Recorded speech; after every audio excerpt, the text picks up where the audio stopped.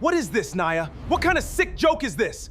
Get out of my chair before I have security throw you out of this building! You can't throw me out, Marcus. I own 51 of this company. You have 20 minutes to pack your things. Marcus Cole believed that absolute control was a mathematical formula. He was 42 years old, the CEO of Nexicor Analytics, and a man who looked at the human beings around him as lines of code that could be optimized or deleted. His tech startup, based in a sleek glass high-rise overlooking the Chicago River, was on the verge of a public offering that would value the company at $480 million. Marcus wore $4,000 tailored suits, drove an imported black sports car, and spent his days walking through his open-plan office with the posture of an untouchable king. He had spent the last 14 months meticulously preparing a silent, devastating strike, not against a business competitor, but against a woman who had spent 15 years building the foundation of his life. Nia Cole made $0 an hour. For 15 years, her official title was housewife, a designation that the corporate world and her husband treated as a synonym for invisible. When Marcus was a broke 27-year-old engineer working out a damp basement apartment, Nia worked double shifts as a data entry clerk to pay their rent, buy their groceries, and fund the server hardware he needed to write the baseline code for Nexicor. When the company finally took off, Marcus suggested she step back from the corporate structure to manage their home, raise their young daughter, and host the high-profile dinner parties that secured his early venture capital. Nia trusted him completely. She signed the tax returns he put in front of her while she was keeping track of their household budgets, never reading the fine print because she believed a marriage was a partnership built on blood, not paper. She had no idea that while she was managing the logistics of their lives, Marcus was working with a high-priced asset protection attorney in Sandy Springs to systematically erase her name from every document that mattered. Marcus had fallen in love with his 25-year-old marketing assistant, an ambitious woman named Chloe who wore designer heels and talked about market disruption in a way that made Marcus feel young again. Marcus wanted a new life, a new wife, and entirely the $480 million that the upcoming public offering would generate. He did not want to share his empire with a woman whose hands were calloused from 15 years of quiet, uncredited labor. The strategy was executed with cold, architectural precision. Over 14 months, Marcus transferred intellectual property rights into a complex network of offshore shell companies registered solely in his name. He closed their joint checking accounts, telling Nia that a recent bank merger required separate administrative profiles for security. He moved their savings into a blind trust naming his corporate entity as the sole beneficiary, and he refinanced their home in Hyde Park until the equity was completely stripped, leaving the deed under a liability holding company. On paper, Marcus created a reality where Nia Cole did not exist as a financial entity. He left her with no credit history, no independent bank accounts, and an employment gap that spanned more than a decade. The papers arrived on a rainy Thursday afternoon at 3:15. Nia was in the kitchen, her hands still damp from washing the lunch dishes. Marcus did not serve them himself. A courier delivered a heavy, cold white envelope containing 42 pages of legal documentation. The filing demanded immediate divorce, sole custody of their daughter, and offered Nia a lump sum settlement of just $15,000 in exchange for waiving all future claims to Nexicor Analytics or their marital property. The argument outlined by Marcus's legal team was simple and brutal. Nia had contributed zero financial value to the marriage, possessed no income, and was completely dependent on Marcus for survival, making her an unstable environment for a child. When Nia looked up from the documents, she saw Marcus standing in the kitchen doorway. He had arrived home early just to watch the hammer fall. He did not look angry. He looked entirely indifferent, the way a software engineer looks at an old piece of legacy hardware that needs to be discarded to make room for a system upgrade. Marcus told her softly that the world had moved on and that she needed to accept the math of the situation. He told her she could fight him in court, but that his legal team billed $1,200 an hour, and she did not have enough money to pay for a phone call to a public defender. He told her to take the $15,000, pack her bags, and move back into her mother's small apartment in the South Side. Nia did not scream. She did not throw the porcelain plates or call him a monster, even though the betrayal felt like a physical blade turning over in her chest.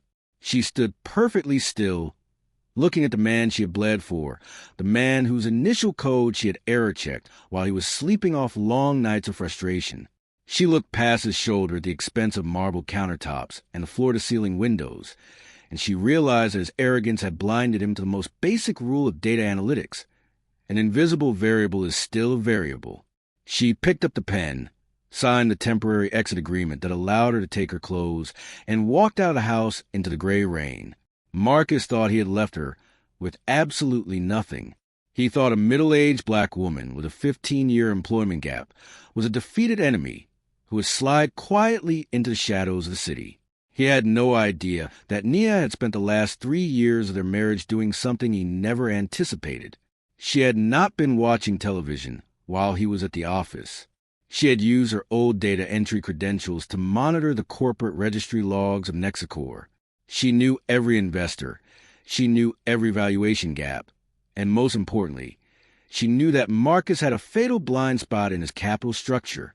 To maintain complete control over his board of directors, Marcus had refused to issue traditional corporate shares to his venture capital partners. Instead, he had structured Nexicor's early funding through convertible promissory notes held by a dissolved investment firm called Vanguard Crest. Nia moved into a cramped, noisy 2-bedroom apartment in Pilsen next to the train tracks. She took the $15,000 from the settlement and did not spend a single cent of it on furniture or clothes. She slept on a mattress on the floor, her old laptop resting on a cardboard box. She contacted her older brother, David, a quiet, brilliant financial analyst who worked for a private equity firm in Manhattan. Nia sat on the floor of her apartment at 2:45 in the morning, the walls vibrating as an elevated train rattled past, and explained the mathematical structural layout of Nexicor to her brother. She told him that Marcus needed to clear the convertible notes before the public offering could be approved by the regulators. If those notes were converted into standard equity by an outside party, Marcus would lose his majority ownership before the first share was traded on the public market. Nia did not need a team of lawyers billing $1,200 an hour. She needed a shell company, a proxy bidder, and the absolute silence of the shadows. Over the next 6 months, while Marcus was busy showing off Chloe at tech galas and finalizing the marketing campaign for the public rollout, Nia lived on black coffee and single meals of instant rice. She used her brother's institutional network to establish a private equity holding company named Black Anchor Holdings, operating through a tier of third-party corporate lawyers in Delaware who never saw her face. Black Anchor began quietly approaching the old venture capitalists who held the convertible notes of Vanguard Crest. The investors were tired of Marcus's arrogance. They knew the company was valuable, but they also knew that Marcus was planning to dilute their influence the moment the company went public. When Black Anchor offered to buy out their promissory notes at a premium of 22% above current market valuation, paying in cash through secure, anonymous offshore wire transfers, the investors did not ask questions. They signed the transfer agreements. One by one, the lines of code that dictated the ownership of Nexicor Analytics began to shift in the dark. Marcus sat in his glass office on the 42nd floor, looking at the projected net worth on a digital spreadsheet, entirely unaware that the foundation of his palace was being systematically dismantled by a woman sitting on a mattress on a floor in Pilsen.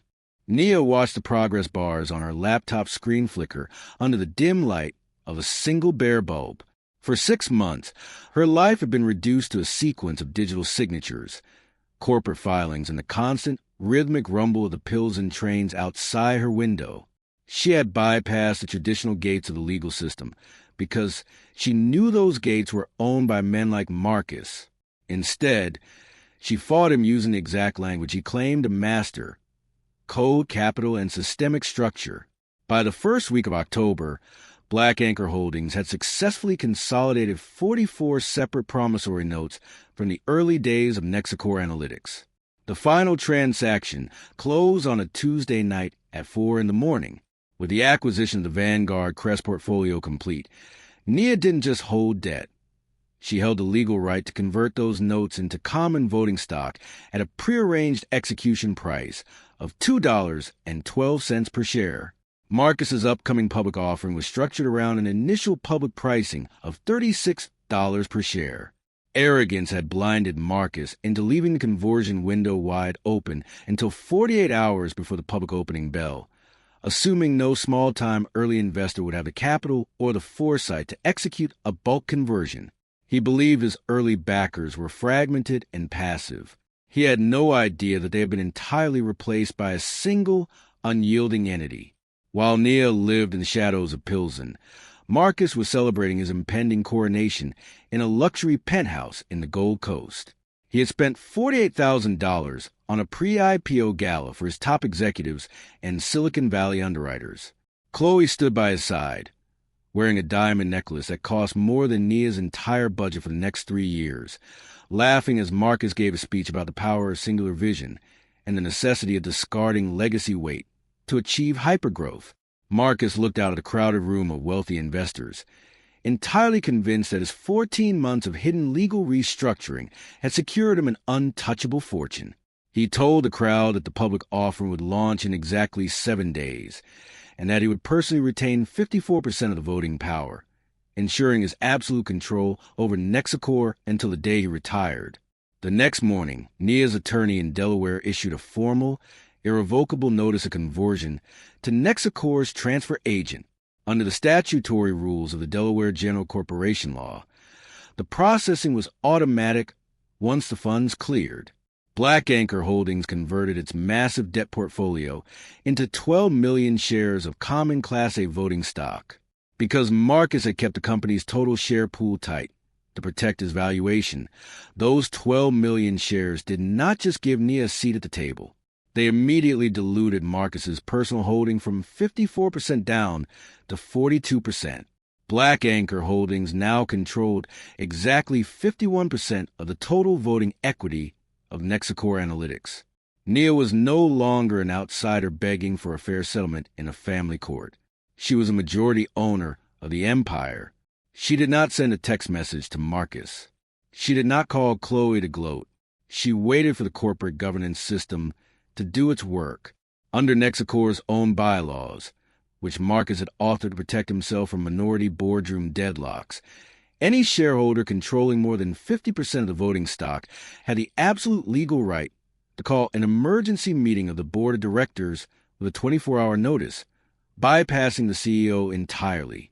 On Friday afternoon at 2 o'clock, 3 days before the company was scheduled to debut on the New York Stock Exchange, Marcus's screen flashed with an automated high-priority notification from his corporate secretary. An emergency meeting of the board had been called for Monday morning at 9 o'clock. The agenda listed only one item: restructuring of executive leadership. Marcus stared at his monitor, his brow furrowing in a mixture of confusion and intense irritation. He called his chief legal officer into his office, slamming his hand onto his glass desk. He demanded to know who had authorized an emergency meeting without his signature. The lawyer, his face pale and visibly sweating, held a stack of freshly printed corporate registry documents.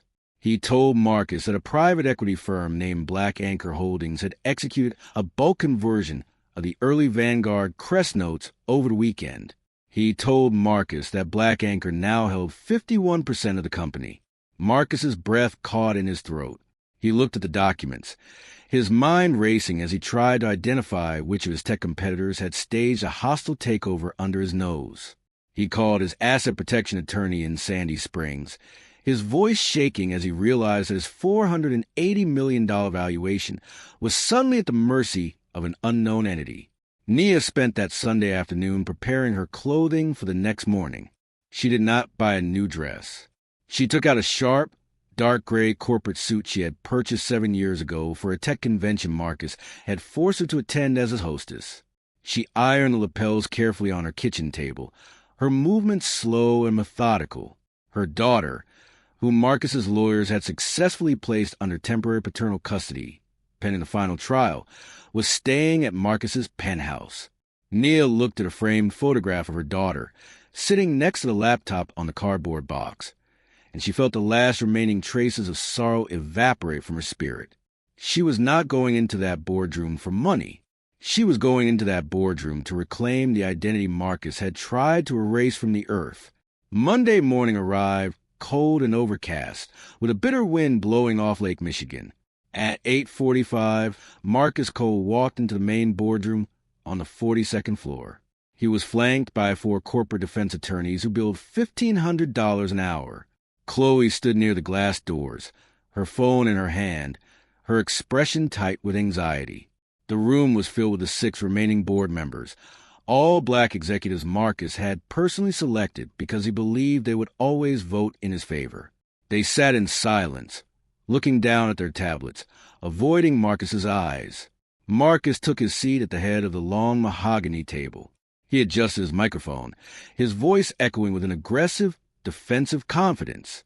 He stated that whatever entity believed they could disrupt the public offering was mistaken, and that he would use every legal injunction available to tie Black Anchor Holdings up in federal court for the next 10 years.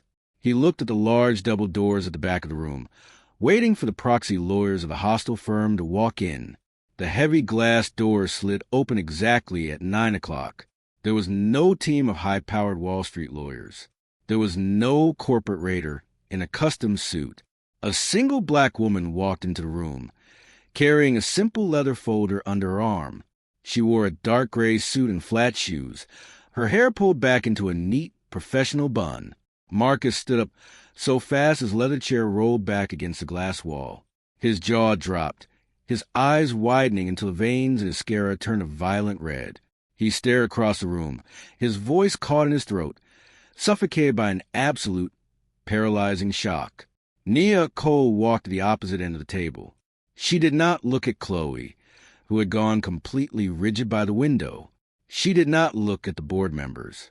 She looked directly at her ex-husband, her face perfectly calm, her dark eyes reflecting the cold gray light of the city skyline outside.